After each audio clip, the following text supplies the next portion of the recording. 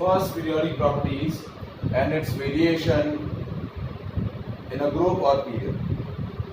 ठीक है, तो सबसे पहला periodic properties है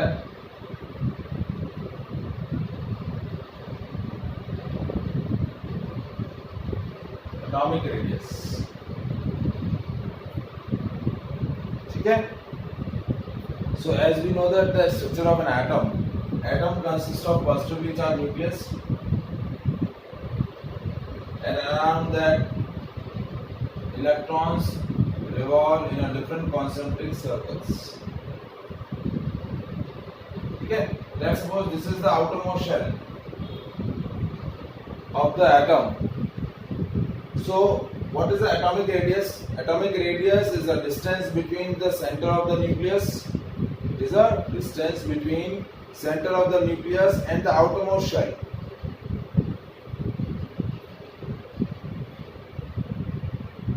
ये outermost shell है, तो center of the nucleus और outermost shell के बीच का distance जहां पर इलेक्ट्रॉन क्लाउड या इलेक्ट्रॉन्स प्रेजेंट है, that distance is called atomic radius. It is distance between center of nucleus and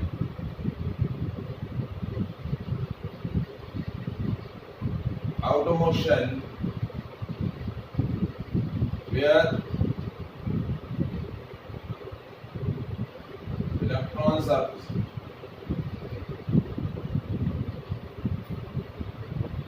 Now, as we discussed in the structure of an atom, we cannot predict the actual position of electron. We found the electron density. We just found the probability of electron density. हम electron की actual position find out नहीं कर सकते. हम क्या find out करते हैं? Electron find होने की प्रोबेबिलिटी फाइंड करते हैं. तो बेसिकली एटॉमिक रेडियस जो होती है वो क्या होता है, इलेक्ट्रॉन क्लाउड की पोजीशन के हिसाब से थोड़ा बहुत चेंज होता रहता है. तो न्यूक्लियस से आउटरमोस्ट शेल का जहाँ इलेक्ट्रॉन क्लाउड प्रेजेंट होगा उसके बीच का जो डिस्टेंस होगा वो डिस्टेंस क्या बोला जाएगा? Atomic radius. Is it clear? मतलब आपका आउटरमोस्ट शेल का जो ये बाउंड्री है वो वेल डिफाइंड बाउंड्री नहीं है, क्योंकि इलेक्ट्रॉन क्लाउड जो है वो उसकी पोजीशन को हम एग्जैक्टली डिटरमाइन नहीं कर सकते. We just find the probability of finding an electron, और place where the probability of finding electron is maximum, that place is called orbital, as we discussed in the structure of atom. तो इसलिए atomic radius जो है उसकी exact distance मतलब वो हम find नहीं कर सकते. Is it clear? और दूसरा जो पॉइंट है एटॉमिक रेडियस के लिए वो क्या है? We cannot predict the atomic radius of isolated atom. हम isolated atom की atomic radius को determine नहीं करते. Definition में हमने जरूर बोला कि for isolated atom it is a distance between the center of nucleus and outermost shell electron. तो वो आपकी atomic radius है. But isolated atom के लिए हम atomic radius, individual atom के लिए atomic radius find out करना practically possible नहीं है, क्योंकि atom जो है वो बहुत ही जो है साइज वाइज स्मॉल है. That is the smallest particle of matter which can not be exist in a free state.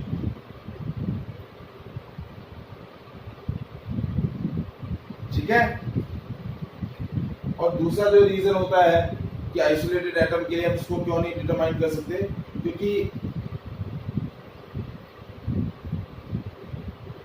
किसी भी एटम का जो इलेक्ट्रॉन क्लाउड है उसकी जो इलेक्ट्रॉन डेंसिटी है वो electron density near by atom के इलेक्ट्रॉन क्लाउड से क्या होती रहती है? अफेक्ट होती है. क्योंकि ऐसा हमने बोला है कि एटम फ्री स्टेट में एग्जिस्ट नहीं करता है. एलिमेंट क्या होता है? ग्रुप ऑफ एटम्स होते हैं. तो एक एटम में प्रेजेंट जो इलेक्ट्रॉन क्लाउड है वो नियर बाय एटम के इलेक्ट्रॉन क्लाउड से क्या होगा? अफेक्ट होगा. यानी क्योंकि इलेक्ट्रॉन के बीच में क्या होगा? रिपल्शन होता रहेगा. तो इलेक्ट्रॉन क्लाउड की पोजीशन में चेंज होता रहेगा. इस वजह से एटॉमिक साइज में एटॉमिक रेडियस के अंदर क्या होता रहेगा? चेंज होता रहेगा. सो एटॉमिक रेडियस को हम प्रैक्टिकली 4 क्लासेस के अंदर, 4 कैटेगरीज के अंदर क्लासिफाई करते हैं. पहला है कोवेलेंट रेडियस, सेकेंड है ionic radius, third one is metallic radius, इसको क्रिस्टल रेडियस भी बोलते हैं, and fourth one is van der Waals radius.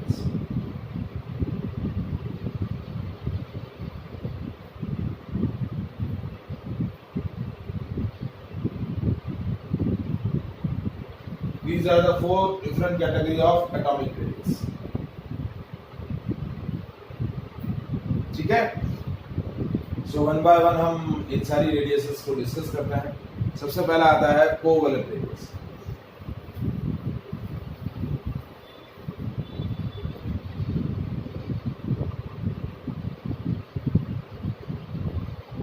Now, how can we form a covalent bond?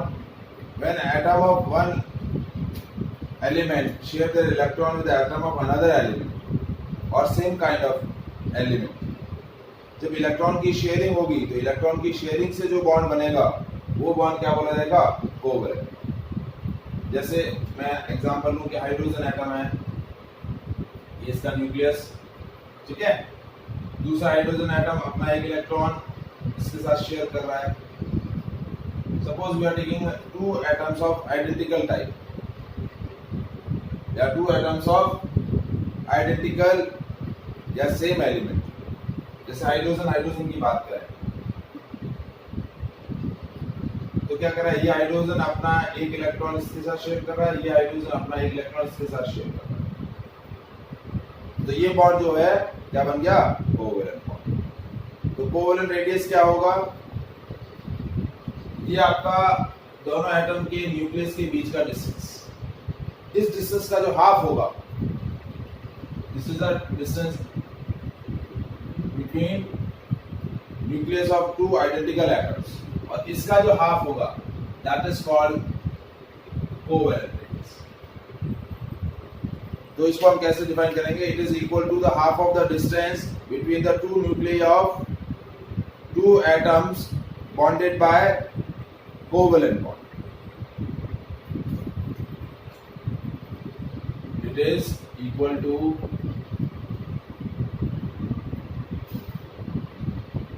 half of the distance of nuclei of two atoms bonded by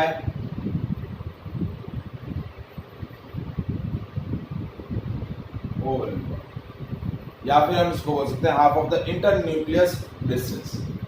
दोनों atoms के nucleus के बीच का जो distance है उस डिस्टेंस का half, तो distance को हमने क्या बोला? इंटर न्यूक्लियस डिस्टेंस, ठीक है। So it is equal to the half of the distance of nuclei of two atoms of identical type bonded by covalent bond. Is it clear? Any doubt?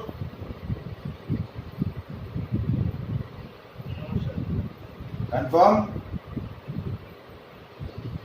अब यदि आपका atom जो है वो hetero nuclear diatomic molecule है, मतलब दोनों atom यदि सिमिलर नहीं है, क्या है?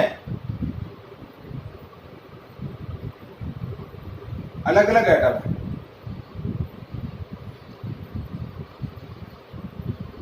ठीक है, तो उन दोनों एटम्स की इलेक्ट्रोनेगेटिविटी रहेगी, क्योंकि दोनों हेट्रो एटम्स है, तो हेट्रो एटम्स के लिए आपका जो एटॉमिक रेडियस रहेगा उसका एक्सप्रेशन जो है वो कुछ डिफरेंट रहेगा, ठीक है। सो फॉर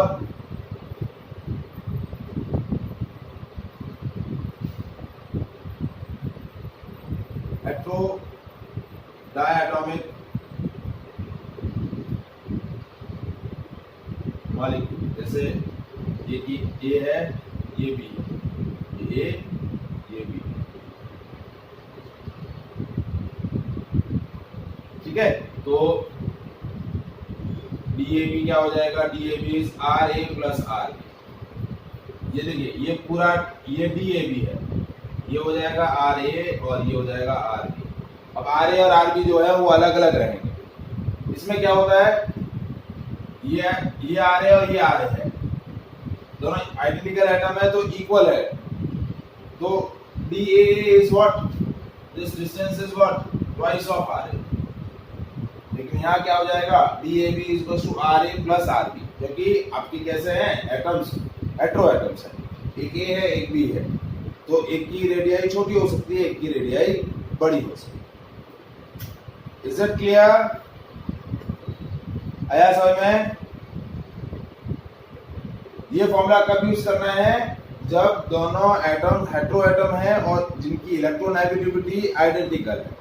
यदि दोनों एटम्स डिफरेंट है और उनकी इलेक्ट्रोनेगेटिविटी भी डिफरेंट है, तो फॉर्मूला क्या होगा, DAB is equals to RA plus RB minus 0.09 XA minus XB।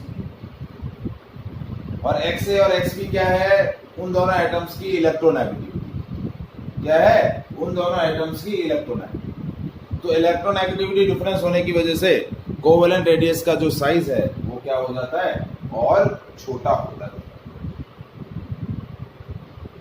Is it clear?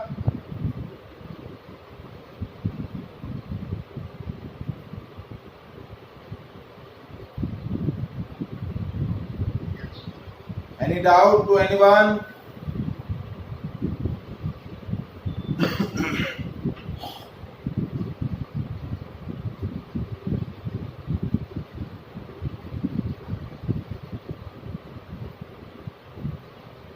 जैसे इसको हम एग्जाम्पल के फॉर्म में भी कर सकते हैं। जैसे मैंने हाइड्रोजन का एग्जाम्पल लिया, दोनों हाइड्रोजन अपने आउटरमोस्ट शेल के एक एक electron near by hydrogen atom के साथ क्या कर रहे हैं, शेयर कर रहे हैं। तो ये जो डिस्टेंस है, इस डिस्टेंस को हम क्या बोल सकते हैं, बॉन्ड लेंथ। क्या बोल सकते हैं, बॉन्ड लेंथ। तो हम बॉन्ड लेंथ का हाफ भी क्या बोल सकते हैं, कोवेलेंट रेडियस। क्या बोल सकते हैं, कोवेलेंट रेडियस।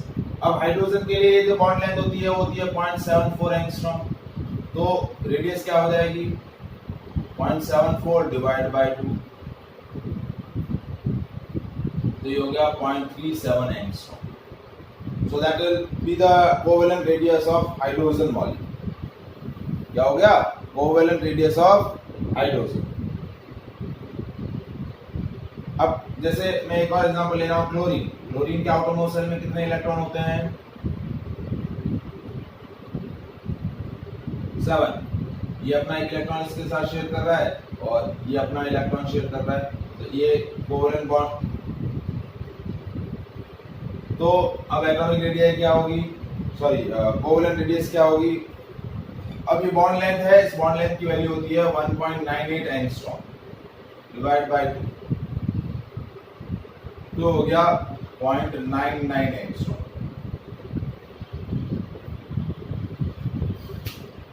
अब देखिए, आपने लास्ट ईयर को कोवेलेंट कंपाउंड्स डिस्कस किया है, उसमें हमने देखा है कि carbon has a tendency to form single bond, double bond और ट्रिपल बॉन्ड। तो कार्बन कार्बन सिंगल बॉन्ड का बॉन्ड लेंथ अलग होगा, कार्बन कार्बन डबल बॉन्ड का बॉन्ड लेंथ अलग रहेगा और ट्रिपल बॉन्ड का बॉन्ड लेंथ अलग रहेगा। तो उस हिसाब से आपके कार्बन कार्बन एटम के सिंगल बॉन्ड की जो रेडियस होगी वो कम रहेगी। बॉन्ड लेंथ के हिसाब से बॉन्ड लेंथ का हाफ आपका कोवेलेंट रेडियस हो जाएगा। ठीक है, सिंगल बॉन्ड की बॉन्ड लेंथ होती है 1.54 एंगस्ट्रॉम। हाँ, डबल बॉन्ड की कम होगी या ज्यादा होगी,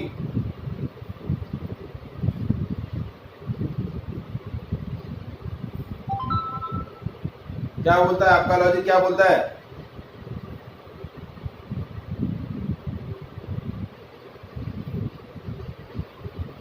ये होगी 1.33, कम हो जाती है बॉन्ड लेंथ क्योंकि ओवरलैपिंग ज्यादा होगी, और 1.20 एंगस्ट्रॉम। तो रेडियस क्या हो जाएगा, 1.54 divide by 2, 1.33 divide by 2, 1.20 divide by 2, क्योंकि आइडेंटिकल एटम्स है, इलेक्ट्रोनेगेटिविटी डिफरेंस नहीं है। Is it clear? आया समझ में कोवेलेंट रेडियस क्या होता है? ठीक है। नेक्स्ट हमारा आता है आयनिक रेडियस।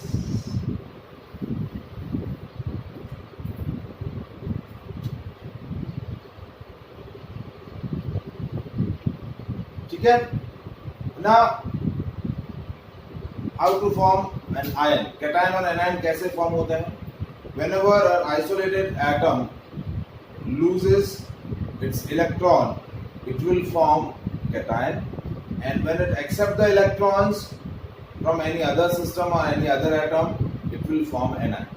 तो इलेक्ट्रॉन लूज करने से जो स्पीसीज बनेगी उसको हम बोलेंगे कैटायन, और इलेक्ट्रॉन गेन करने से जो स्पीसीज बनेगी उसको हम क्या बोलेंगे? एनायन। ठीक है। So how can we define the ionic radius?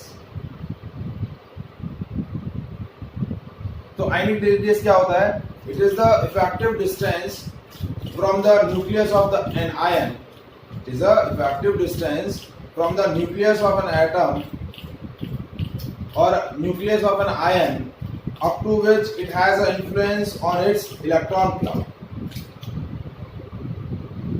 उस आयन का जो न्यूक्लियस है, उस न्यूक्लियस की अपने इलेक्ट्रॉन क्लाउड पर क्या है? अट्रैक्शन का इन्फ्लुएंस है। वो डिस्टेंस क्या बोला जाएगा? Ionic radius. सेम वही एटॉमिक रेडियस का ही क्या है लॉजिक है कि न्यूक्लियस पॉजिटिवली चार्ज न्यूक्लियस है, पॉजिटिवली चार्ज न्यूक्लियस का अपने आउटरमोस्ट शेल के इलेक्ट्रॉन पर जिस डिस्टेंस तक क्या है इन्फ्लुएंस है, वो डिस्टेंस क्या बोला जाएगा? Ionic radius. So it is equal to effective distance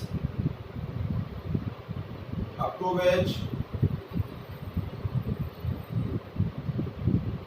nucleus of an ion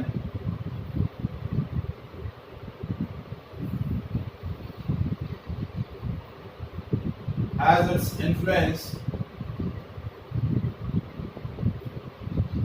on its electron cloud. It is equal effective distance up to which the nucleus of an ion has its influence on its electron cloud. अब यहां दो important point है that ionic radius of cation is smaller than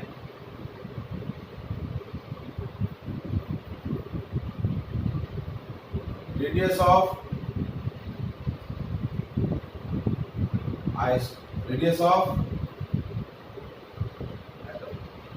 या its respective neutral atom.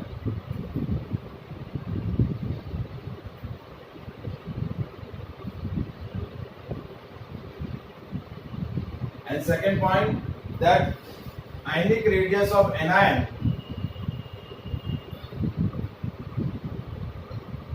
is greater than radius of its respective neutral atom. जैसे ionic radius of sodium ion is lesser than its respective sodium atom, whereas ionic radius of anion means chloride ion, जैसे मैंने chloride ion लिया, it has a more size than the chlorine atom. मतलब cation की size अपने respective neutral atom के comparison में क्या होगी? कम होगी, जबकि एनायन की साइज अपने रेस्पेक्टिव न्यूट्रल एटम के कंपैरिजन में क्या रहेगी? ज्यादा रहेगी।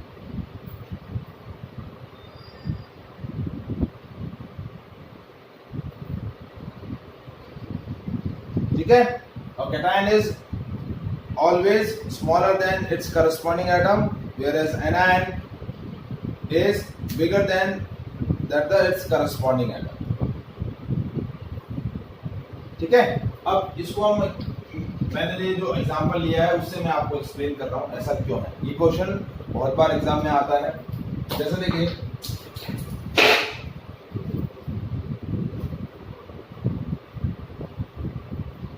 sodium atomic number 11 has electronic configuration 281. So it consists of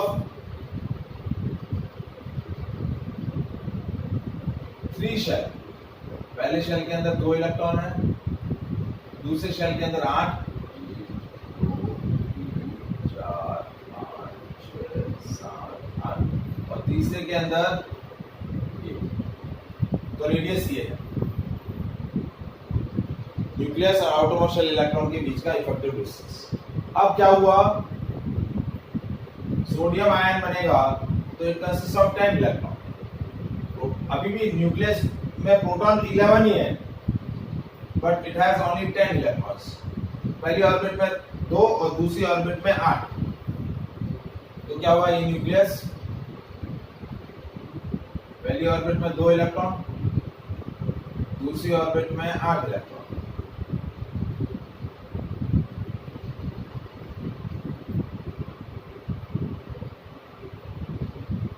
तो क्या हुआ, या 3 शेल थे या 2 शेल ही हैं, तो न्यूक्लियस और आउटरमोस्ट शेल के बीच का इफेक्टिव डिस्टेंस कम हो गया। पहला रीजन। दूसरा रीजन क्या है कि in the neutral atom electron 11 proton attract the 11 electrons, but here in the sodium ion now the 11 proton attract the only 10 electron, so effective nuclear charge of proton or nucleus increases on the electron। यहाँ 1:1 का ratio था, यहाँ ratio 1 से बड़ा हो गया। अब 11 proton only 10 electrons को अट्रैक्ट कर रहे हैं, सो इफेक्टिव न्यूक्लियर चार्ज बढ़ जाएगा। They will attract the outermost electron towards themself by with more power, so that decreases the size। Z/E का जो रेशियो है, यहाँ Z/E का रेशियो 1:1 था, लेकिन यहाँ Z/E का रेशियो मोर देन 1 होगा, तो इस वजह से साइज क्या हो जाएगी, कम हो जाएगी। समझ में आया?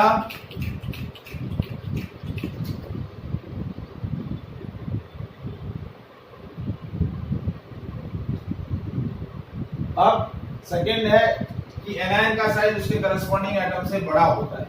क्यों होता है? जैसे एग्जांपल क्लोरीन, क्लोरीन का एटॉमिक नंबर 17, 2, 8 एंड 7। ये न्यूक्लियस पहली ऑर्बिट के अंदर 2 इलेक्ट्रॉन, दूसरी ऑर्बिट के अंदर 8 इलेक्ट्रॉन, तीसरी ऑर्बिट के अंदर 7 इलेक्ट्रॉन। 1, 2, 4, 5, 6, 7। तो Z/E का रेशियो जो है वो 1 है। 17 प्रोटॉन को 17 इलेक्ट्रॉन अट्रैक्ट कर रहे हैं। अब क्या हुआ, क्लोरीन ने जैसे ही इलेक्ट्रॉन एक्सेप्ट किया, it will form chloride ion 288। Now what will happen, 17 proton attracts 18 electron, तो Z/E का रेशियो डिक्रीज हो गया। So effective nuclear charge of nucleus on the outermost shell electron decreases. So nucleus का attractive influence जो है electron पर वो decrease हो गया। वो डिक्रीज होने की वजह से साइज क्या हो जाएगी, बढ़ जाएगी। That's why size of anion is bigger than its corresponding neutral atom. Is it clear? तो देखिए, जितना पॉजिटिव चार्ज ज्यादा होगा कैटायन पर, उतना उसकी साइज छोटी होगी। एनायन पर जितना चार्ज ज्यादा होगा उसकी साइज उतनी ही बड़ी रहेगी। जैसे for example, if I am taking the example of iso electronic species. Iso electronic species क्या होती हैं? which consist of same number of electrons। Iso electronic species क्या होती है? which consist of same number of electrons। ठीक है, जैसे देखिए नियॉन 10 इलेक्ट्रॉन है, सोडियम आयन 10 इलेक्ट्रॉन है, मैग्नीशियम आयन 10 इलेक्ट्रॉन है, एल्यूमिनियम आयन 10 इलेक्ट्रॉन है, फ्लोराइड आयन 10 इलेक्ट्रॉन है, ऑक्साइड आयन 10 इलेक्ट्रॉन है, नाइट्राइड आयन 10 इलेक्ट्रॉन है। तो साइज वाइज सबसे बड़ा कौन सा होगा? ये सबसे बड़ा, उससे छोटा ये, उससे छोटा ये, उससे छोटा ये, ठीक है, उससे छोटा ये, उससे छोटा ये। कैटायन पर जितना ज्यादा पॉजिटिव चार्ज होगा उसकी साइज उतनी ही छोटी होती जाएगी, और एनायन पर जितना नेगेटिव चार्ज ज्यादा होगा उसकी साइज उतनी ही बड़ी होती जाएगी। Is it clear? Any doubt?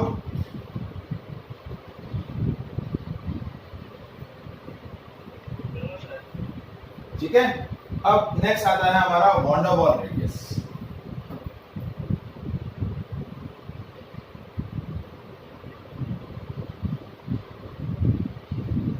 Now before discussing the van der Waal radius, हमें डिस्कस क्या करना है, how to form a van der Waal bond. ठीक है, two identical atoms when bonded by covalent bond, जैसे ये और ये है, ठीक है, तो ये इनकी इंटरन्यूक्लियर डिस्टेंस है, इसका हाफ, ये आपका क्या हो जाएगा, कोवेलेंट रेडियस। अब हमने एक दूसरा कोवेलेंट बॉन्डेड मॉलिक्यूल ले लिया, बी और बी, इनके इंटरन्यूक्लियर डिस्टेंस का हाफ भी क्या हो जाएगा, ये भी क्या हो जाएगा, covalent radius. Now, van der Waals bond is a bond formed between two non-bonded atoms, two non-bonded neighboring atoms. देखिए ये A और ये B, ये किसी तरीके से एक दूसरे से किसी भी बॉन्ड के थ्रू लिंक नहीं है, तो इनके बीच का जो बॉन्ड है, इनके न्यूक्लियस का जो डिस्टेंस है, उस डिस्टेंस का हाफ, ये हाफ डिस्टेंस क्या बोला जाएगा, von der Waal radius.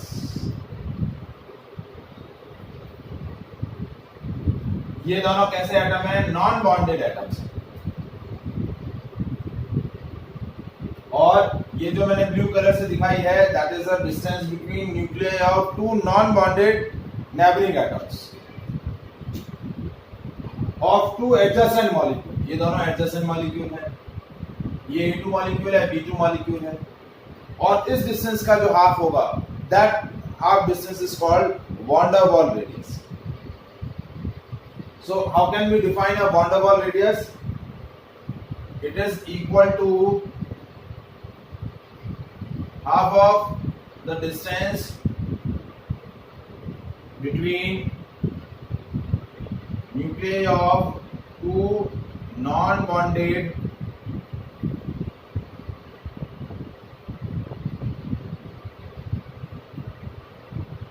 neighboring atoms of two adjacent molecules.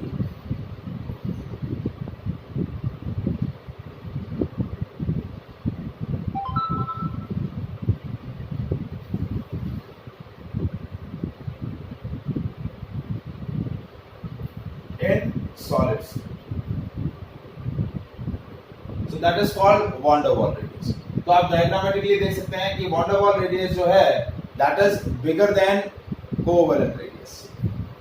van der Waals radius जो है, that is bigger than covalent radius. Is it clear? समझ में आया? ठीक है, कितना टाइम बचा है बेटा?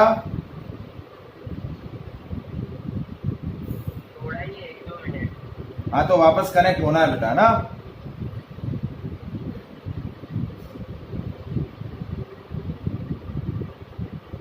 नेक्स्ट आता है हमारा covalent radius, sorry covalent radius नहीं, एक लास्ट टाइप हमारा बचा है crystal radius, metallic radius, and it is use for basically metal atoms. किसके लिए यूज होता है? मेटल एटम्स के लिए यूज होता है। ठीक है, अब मेटल एटम्स या मेटालिक बॉन्ड कैसे बनता है? When metal atoms loses their electron, or whenever the metal ion are delocalized in the sea of electrons. देखिए metal atom जब इलेक्ट्रॉन लूज करते हैं, they will form metal ion, और वो metal ion पॉजिटिवली चार्ज होते हैं, और वो metal ion और इलेक्ट्रॉन क्लाउड्स यानी इलेक्ट्रॉन्स के बीच में एक बॉन्ड बन जाता है। वो बॉन्ड क्या होता है? Metallic bond. So metallic bond के अंदर जो मेटल आयन का न्यूक्लियस है, उस न्यूक्लियस का उसके आउटरमोस्ट शेल इलेक्ट्रॉन पर जो इन्फ्लुएंस है, जिस इफेक्टिव डिस्टेंस तक, उस डिस्टेंस को हम क्या बोलेंगे? Metallic radius. या फिर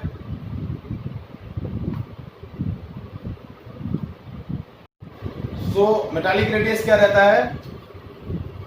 मेटालिक रेडियस का डेफिनेशन मैं बता देता हूं। It is the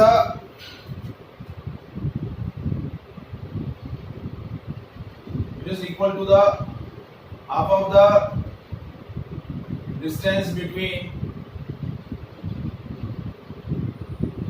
nuclei of two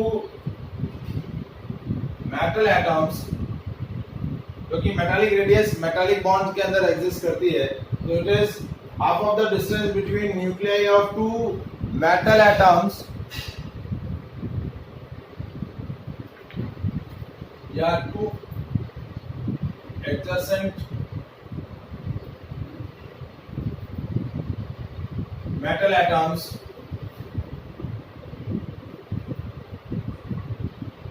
bonded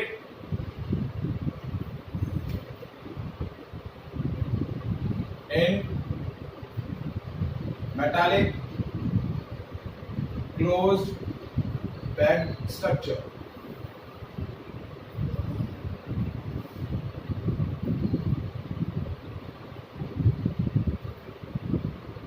तो एडजेसेंट एटम्स, जैसे ये दो एडजेसेंट एटम्स हैं,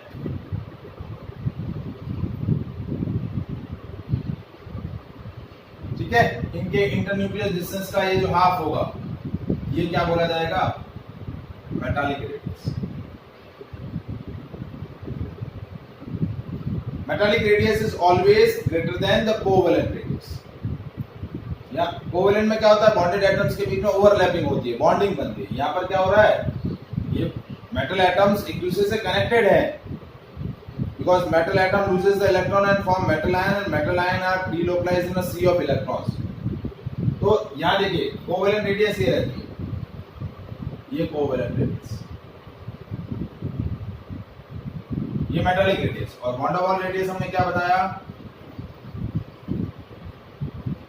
ये वॉन डर वाल रेडियस. तो सबसे बड़ा कौन सा होगा रेडियस वाइज? रेडियस वाइज सबसे बड़ा होगा वॉन डर वाल रेडियस, उसके बाद मेटालिक रेडियस, और उसके बाद कोवेलेंट रेडियस. ये वॉन डर वाल रेडियस सबसे बड़ा.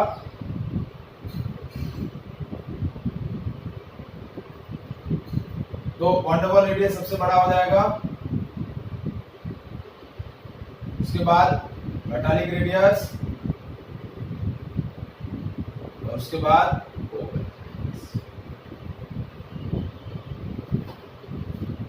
Is it clear?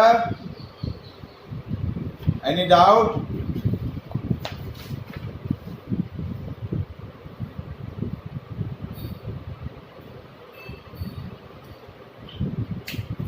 ठीक है.